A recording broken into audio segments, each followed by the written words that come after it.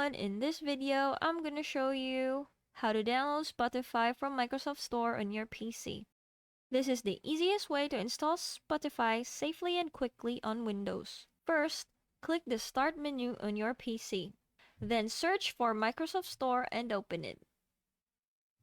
Once the Microsoft Store opens, click the search bar at the top, type Spotify, then press enter.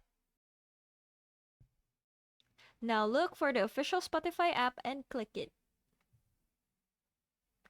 After that, click the Install or Get button. Windows will now automatically download and install Spotify on your PC. Once the installation is finished, click Open to launch Spotify. You can now log in to your account or create a new one and start listening to your favorite music. And that's it! Thanks for watching!